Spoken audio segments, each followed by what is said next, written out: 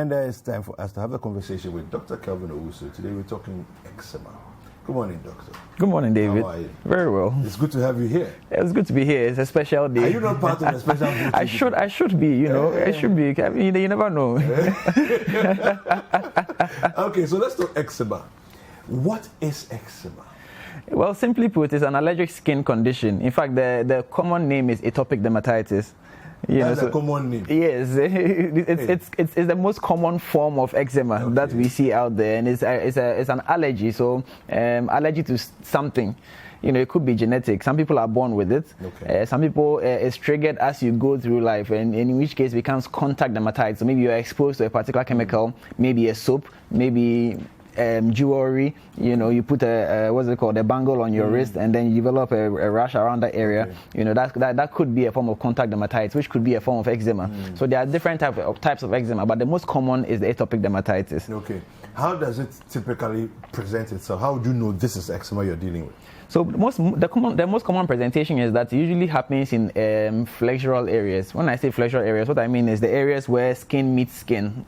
So the inner side of your elbow. Okay. So because the skin meets skin, so the wrist area as well. Okay. You know, behind the knees.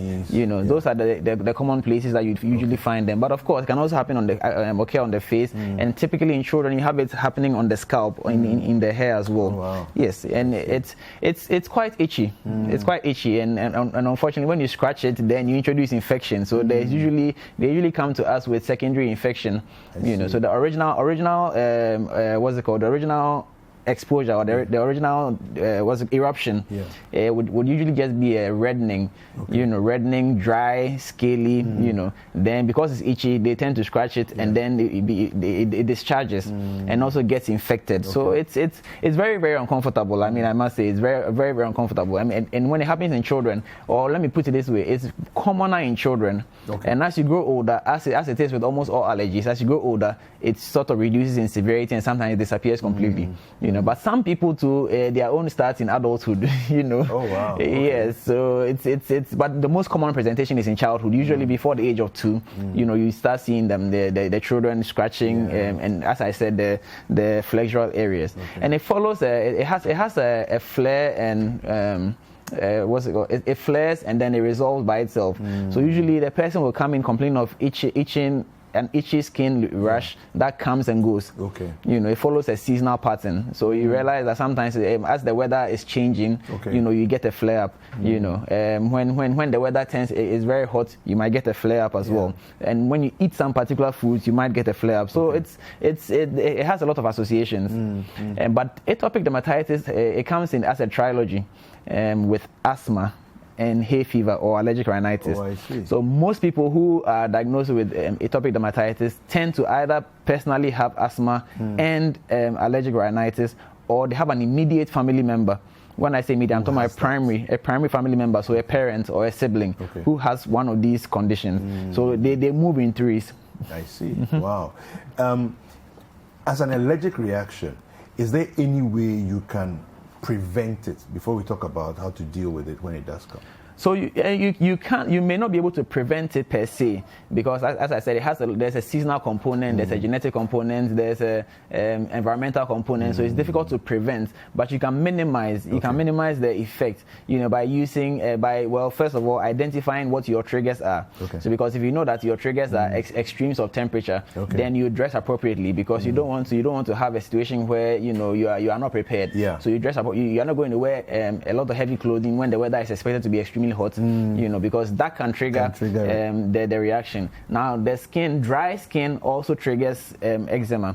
So you don't want your skin to be too dry. So you need to have an emollient. Emollients are all cream, you know, for easier interpretation. Vaseline is actually quite a good emollient, but there are other emollients. That's petroleum jelly. Petroleum jelly, yes, it's actually quite good, you know, to prevent the dryness of the skin. So that because when the skin becomes dry, it triggers the rash.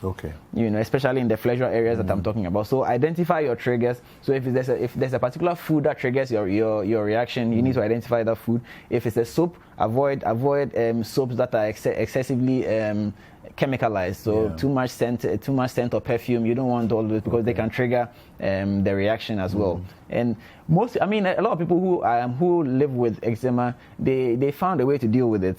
But of course, there's also the degree. It depends on the degree of severity, because some people have very mild form, in which case they don't even do much about it. In fact, most of the time, the diagnosis then becomes just an academic exercise. But there are some also that have very severe forms that actually have extended beyond the flexural areas, literally taking over the whole skin, and that tends to be severe, and they may need corticosteroids to try and bring that under control, because it's an allergic reaction. So if the immediate simple solutions are not working, you have to go into more serious means like corticosteroids. And I call it serious because we don't play with corticosteroids. I know some people use it for all sorts of things. It's not advised at all, because there are side effects. So we don't just get up and give somebody corticosteroids. Yes, it has to be indicated. If you have severe disease, then we'll give you the steroids to help control it. How bad can it be? It can be very, very bad. It can be really, really bad. If you have, I've seen a patient who actually had almost the entire upper body dry, scaly, and it's cracking. The skin is cracking. You can actually see the crack, on the skin. It's very, very painful, very uncomfortable, very itchy. So imagine painful and itchy. How do you handle that? It's very, very uncomfortable. So as much as possible, if you're able to catch it early, unfortunately, a lot of time, because it's children, we tend to we don't take our children too seriously. In general. But we should. We should, actually. We should be observant, and we should take them seriously. When they are babies, we take them seriously. When they are, as they are growing, we reduce how much care we take of them, and that's a problem. So oftentimes they come in with super infections, like secondary infections, which is not a good thing, because that also complicates the thing, complicates the rash, and now tends to leave a lot of scars. With the infection now come with scars. So then you have scars all over the body, and it's not really nice, especially if it's a female. How they love nice skin. So looking at the severity and the level of breakout, when you look at children vis-a-vis adults, which one do you tend to find a more severe breakout? Okay, so for atopic dermatitis, it's more severe in children. Okay. And as you grow older, the severity reduces. And for contact dermatitis, there's really no age demarcation. If you're exposed to whatever it is that is triggering it, so let's say you wear a necklace, and the necklace is made of material that's It's triggering it. Yeah. That's part of your body. Whether you're an adult or you're a kid, you are going to have the reaction. Okay. And the severity will depend on how long the exposure was for. And so, but for atopic dermatitis, it's more severe in children. And as you grow older, the severity comes down. For most people, of course, there are some people that the severity remains the same all through their life. But for most people, the severity reduces as you grow older. Can we ever totally prevent or cure eczema? So, as with all allergies, there's really no cure. Most of the time, and this is the reason why as you grow older, it gets better. Your body kind of tolerates it, and so doesn't respond as aggressively as it will respond when you were a kid. And that's basically it. So whether it's asthma, whether it's eczema, whether it's allergic rhinitis, whether it's allergic conjunctivitis, all of these things, your body your immune system gets used to it over time, and so it reduces how much defense amounts, and so that's the only thing. There's no cure for allergies. Your body gets used to it, and eventually doesn't respond to it anymore.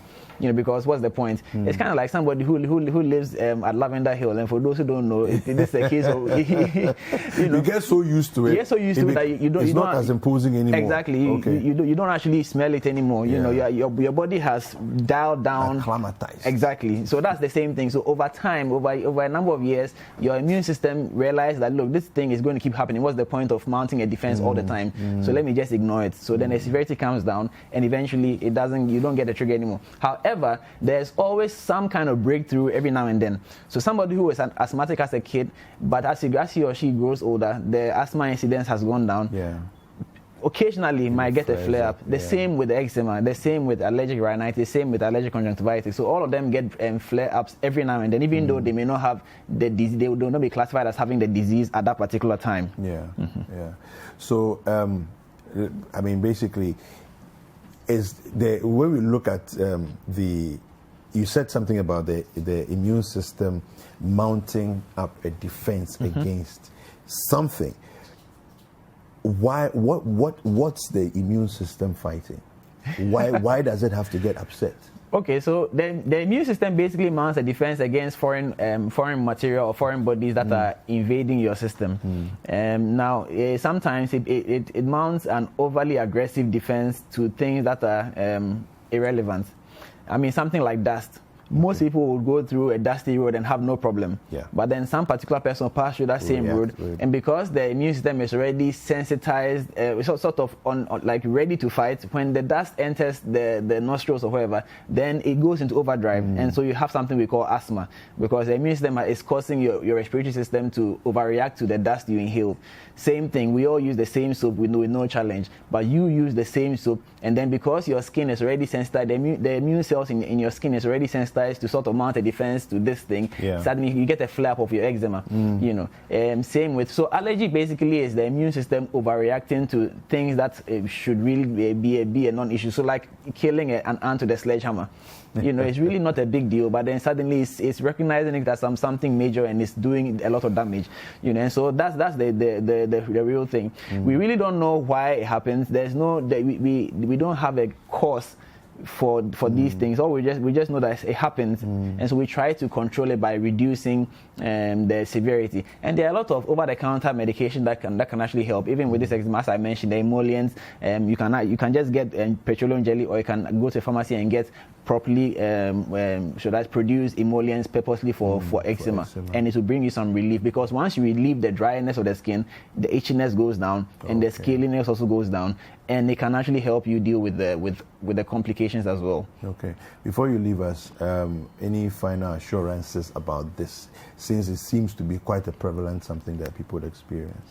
So what I would say is that it's pretty common. So I mean, if you have dry, scaly skin, which is associated with itching, and sometimes infections and all that, and it's recurrent, it's cyclical, it goes and keeps coming, you should seek medical attention, because there's some relief out there for you. So don't just take it as your normal and then be suffering. Go seek help from a dermatologist, or even just a general practitioner who would then refer you to a dermatologist if there's a need, and then you get some relief. All right. Thank you very much for that. We've been speaking with Dr. Kelvin Owusu. Where can people find you? Well, I'm on Facebook and Instagram at Kelvin Owusu MD. Okay, all right, fine. Fantastic. So you can find him, and he's been helping us to not be so scared of eczema anymore. Hi there. We hope you enjoyed the show. Make sure to subscribe, like, comment, and share with your friends. This is Breakfast Daily on City TV. Join the Breakfast Daily team Monday through Fridays from 7:30 a.m. to 10. Join us for breakfast daily, only on City TV.